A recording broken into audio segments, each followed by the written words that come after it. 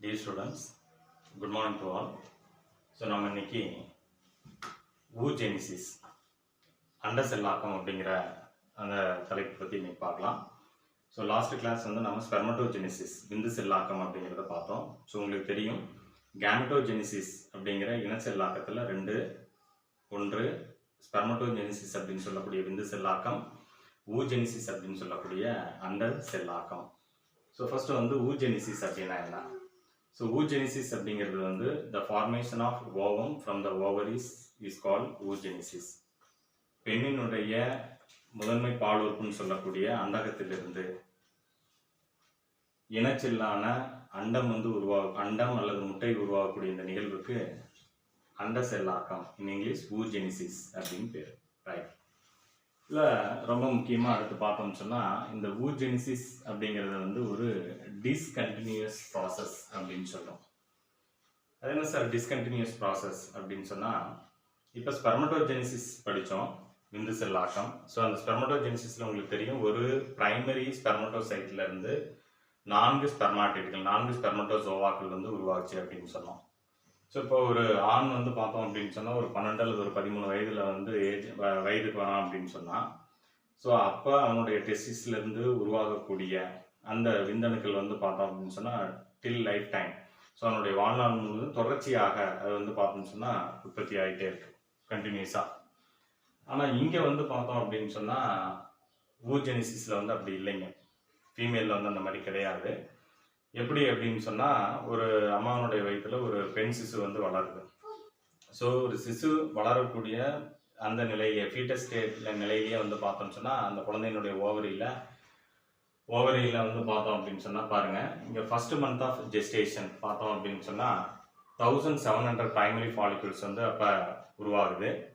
அது 2வது மாதம் வந்து பார்த்தோம்னா அந்த கருவினுடைய வளர்ச்சி நிலையில் 6 லட்சமாக 6 lakhs நம்பர் வந்து தொடர்ந்து மைட்டாட்டிக் செல் பிரிதல் வந்து நடைபெற்று எண்ணிக்கையில் அதிகமாகுது.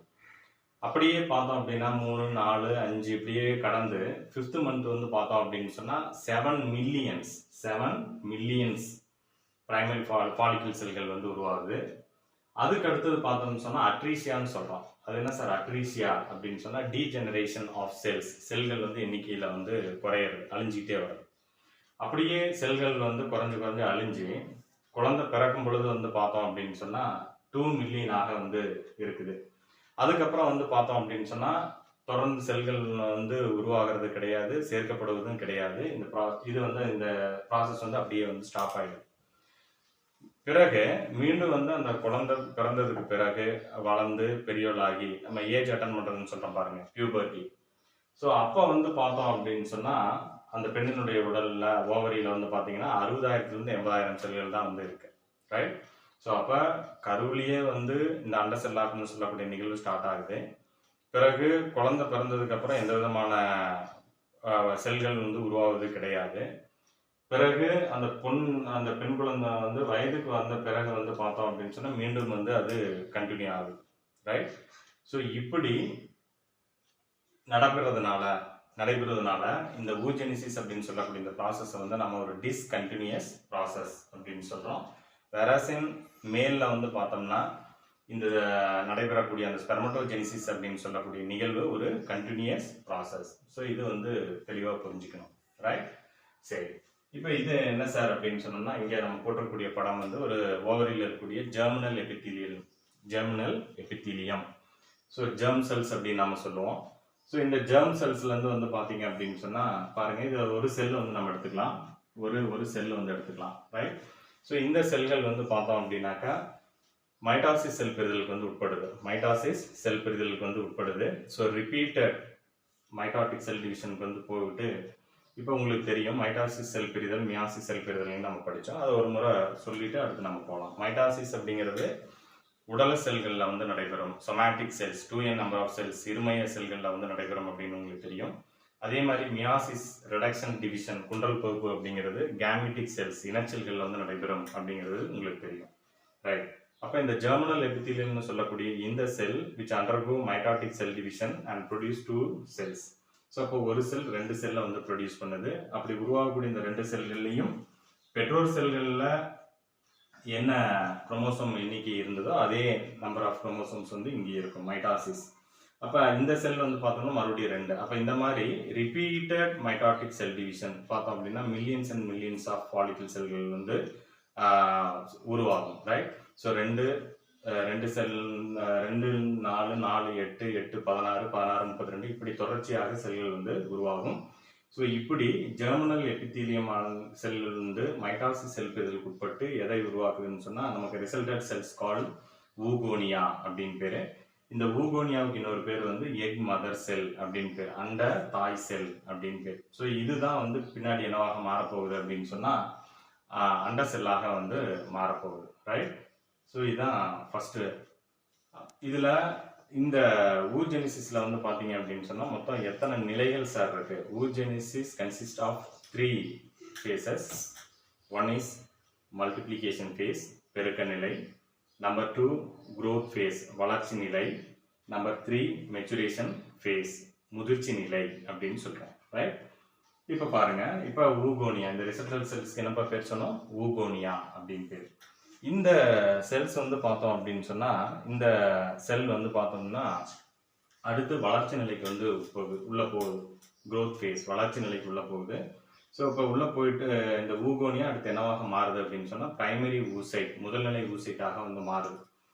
இப்போ இந்த ஊகோனியாவுக்கு பிரைமரி ஊசைட்டு பார்த்தீங்கன்னு சொன்னால் இது வந்து கொஞ்சம் பெருசாக நம்ம படம் போட்டிருக்கோம். என்ன அப்படின்னு சொன்னால் இங்கே இந்த செல் வந்து பார்த்தோம்னா எல்லா விதமான நியூட்ரியன்ஸ், வளர்வுக்கு தேவையான ஊட்டப்பொருள் எல்லாத்தையும் எடுத்துக்கிட்டு சைட்டோபிளாசம் இதெல்லாம் பார்த்தோம்னு சொன்னால் அளவில் வந்து இது பெருசாக இருக்குது.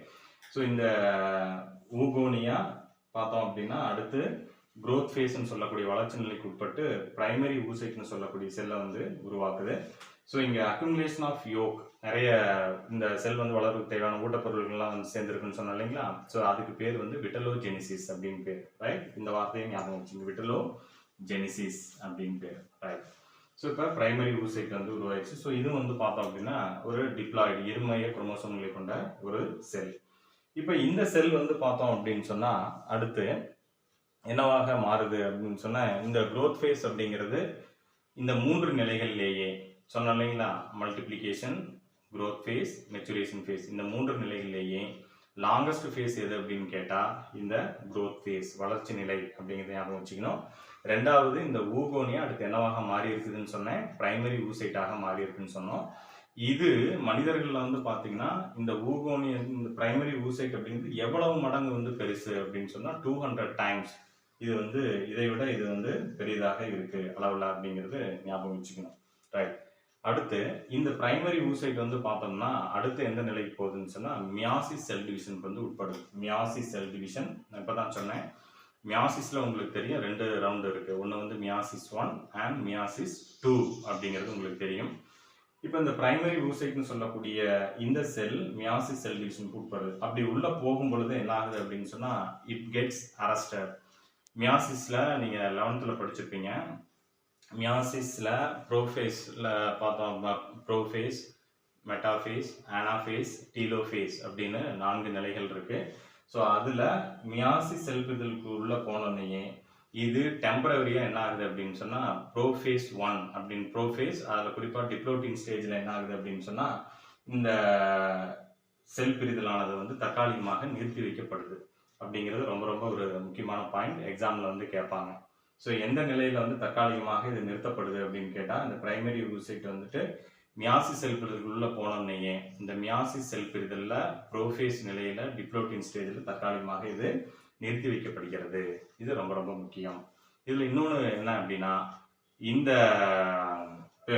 மல்டிப்ளிகேஷன் ஃபேஸ் அண்ட் growth ஃபேஸ்ன்னு சொல்லக்கூடிய இந்த 2 ஃபேஸஸுமே வந்து பார்த்தீங்கன்னா அந்த பெண் சிசுனுடைய குழந்தை வயிற்றில் வந்து இருக்கும் பொழுதே வந்து பார்த்தோம் அப்படின்னு சொன்னால் யூட்ரஸில் வந்து நடைபெறக்கூடிய செயலாக இருக்குது. இவ்வளோ ப்ராசஸும் வந்து நடந்து முடிஞ்சிருது.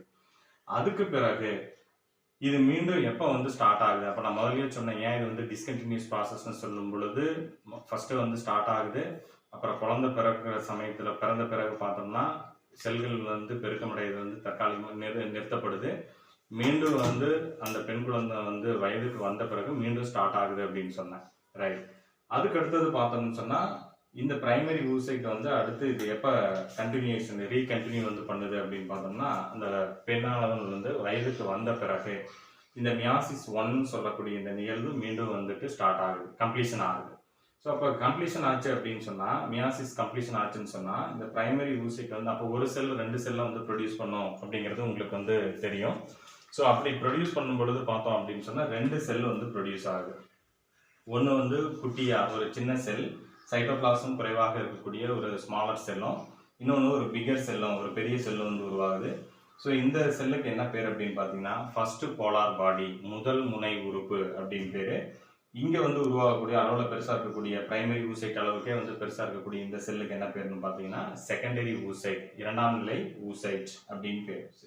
அப்போ இந்த பிரைமரி ஊசைட் வந்து பார்த்தோம்னு சொன்னால் மியாசிஸ் செல் பிரிதலுக்கு உட்பட்டு அது டெம்பரரியாக அப்போ ஸ்டாப் ஆச்சு அப்படின்னு சொன்னால், அந்த நின்று போன அந்த நிகழ்வு மீண்டும் எப்போ ஸ்டார்ட் ஆகுதுன்னு சொன்னேன், அந்த பெண் குழந்தையானவர்கள் வந்து வயதுக்கு வந்த பிறகு attainment of sexual maturity, so puberty அடைஞ்ச பிறகு என்ன ஆகுது, மியாசிஸ் செல் டிவிஷன் வந்து கம்ப்ளீஷன் ஆகுது.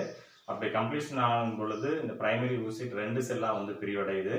ஒன்று ஒரு சிறிய செல், சைட்டோபிளாசம் குறைவாக இருக்கக்கூடிய ஒரு செல், அந்த செல்லுக்கு பேர் ஃபர்ஸ்ட் போலார் பாடின்னு பேர்.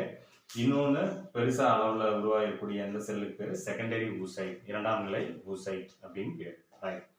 இப்போ இந்த செகண்டரி ஊசைட், இப்போ அதில் இன்னொன்று உங்களுக்கு தெரியும், மியாசிஸில் ரெண்டு நிலைகள், ஒன்று மியாசிஸ் 1, இன்னொன்று மியாசிஸ் 2ன்னு சொன்னோம். So meiosis 1 over. அடுத்து இந்த செல் வந்து பார்த்தோம் அப்படின்னு சொன்னால் மியாசிஸ் 2, மியாசிஸ் 2 செல் பிரிதலுக்கு வந்து உட்படுது. ஸோ உட்பட்ட பிறகு என்னன்னா இது 2 செல்லை வந்து உருவாக்கும். ஸோ அப்போ இந்த நிலையிலேயே பார்த்தீங்கன்னா இந்த செகண்டரி ஊசைட், இப்போ இதில் இங்கே கவனிங்க, இப்போ போர்டை இங்கே பாருங்கள். இப்போ இதுதான் வந்து பார்த்தீங்கன்னா பிரைமார்டியல் ஃபாலிக்கிள்னு சொல்கிறோம். இந்த பிரைமார்டியல் ஃபாலிக்கிள் வந்து பிரைமரி ஃபாலிக்கிள்ஸ் எல்லாம் உருவாகும், அப்புறம் செகண்டரி ஃபாலிக்கிள், அப்புறம் டெர்சியரி ஃபாலிக்கிள்ஸ் அப்படின்னு உருவாகும். ஸோ இது வந்து பிரைமரி ஊசைட். ஸோ இதை சுற்றி வந்து பார்த்தீங்கன்னு சொன்னால் மேலே இருக்கக்கூடிய இந்த செல்களுக்கு வந்து கிரானுலோசல் செல்ஸ் ஆர் ஃபாலிகுலர் செல்ஸ் அப்படின்னு பேர். ஸோ அடுத்து பார்த்தோம் அப்படின்னா இது செகண்டரி ஃபாலிக்கிள்னு சொல்கிறோம், இரண்டாம் நிலை ஃபாலிக்கிள். அடுத்து டெர்சியரி ஃபாலிக்கிள். டெர்சியரி ஃபாலிக்கிள் வந்து பார்த்தீங்கன்னா ஒரு கிராஃபியன் ஃபாலிக்கிள் செல்லாக உருவாகும் அப்படிங்கிறது உங்களுக்கு தெரியும். ரைட்.